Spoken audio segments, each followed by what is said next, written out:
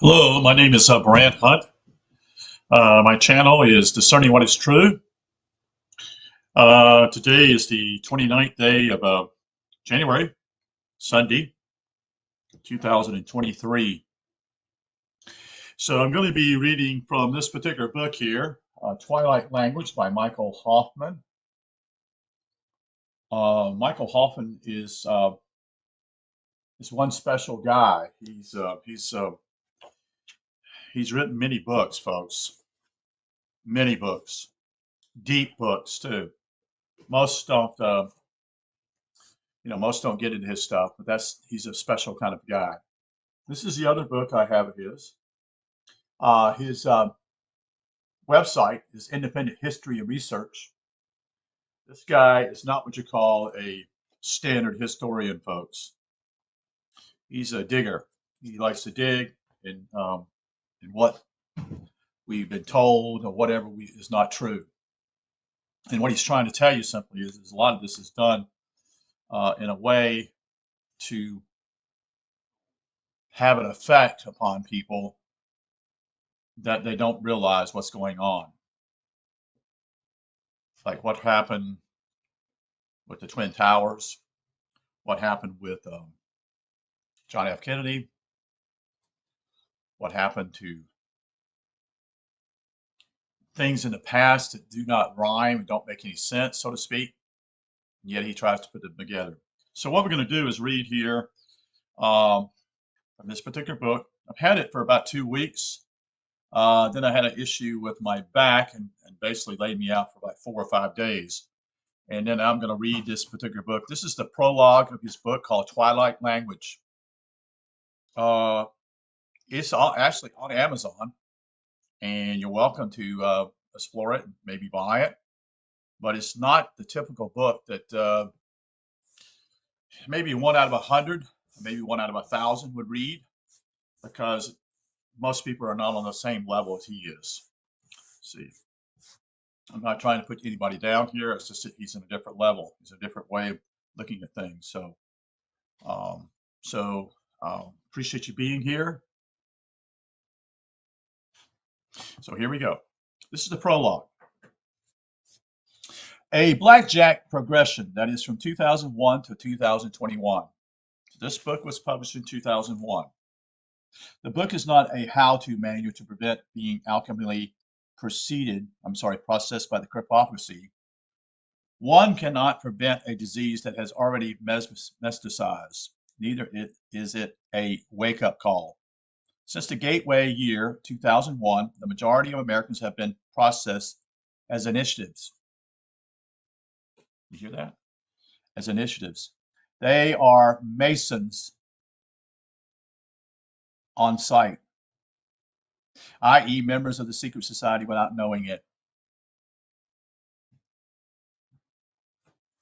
I'll say that again, folks. They are Masons on site, i.e., members of the secret society without knowing it, because they're going along with it.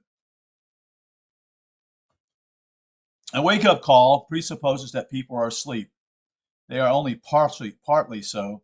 In their waking stages, they intuitive that the hypocrisy in the United States engages in human sacrifices and occult processes. This thrills them, and they keenly anticipate more thrills. Yes, you remember this? I have a good friend, a really good friend from Arizona.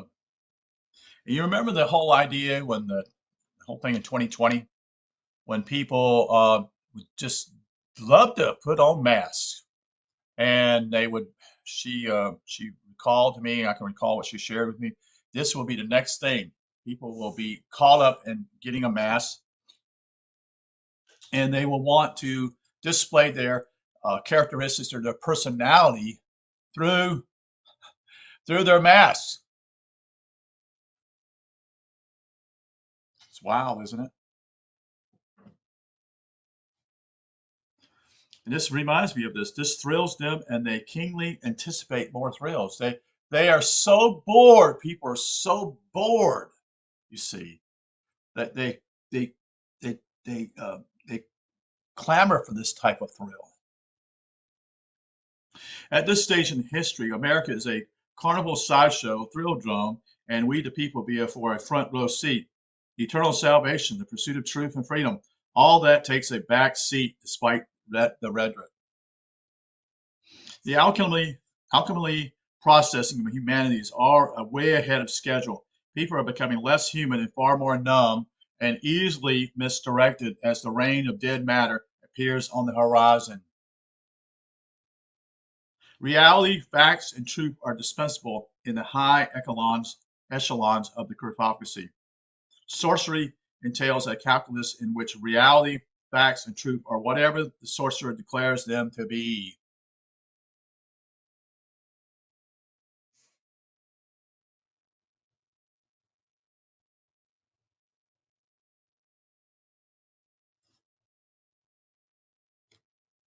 According to allegations in Area, ARIEL, Sabar, SABAR, book Veritas, a Harvard professor, a con man, and the Gospel of Jesus' wife. This was Random House 2020. One of the principles he was allegedly instrumental in promoting that Jesus had a wife, papyrus fragmented hoax was Karen King, Hollis Professor of Divinity at Harvard University. In a review of Sabar's book, James Lasdun, Lasdun, states concerning King's alleged co-conspirators in the hoax. She has little interest in hearing what Sabar had found out, nor did she offer any mea culpas when her fragment was discredited. You could read this as the product of a lofty postmodern sensibility, unbounded by crude categories of true and false. King's statements over the years certainly support that history is not about truth. No, it's not, folks, but all about power relations. She wrote in one paper, sticklers for the former were guilty of fact fundamentalism. Continue. But such relativism for her was never an end in itself. It was always in the service of a larger goal, and from the beginning of her career, that goal was unabashedly religious, a gospel revealing Mary Magdalene as not just Jesus' disciple, but also his wife, would restore forfeited sexuality. If it turned out to be genuine, that is, so much the better. But even if it didn't, might it not do some good all the same? This is from James Lasdun, I should say, from the London Review of Books, September 24th, 2020.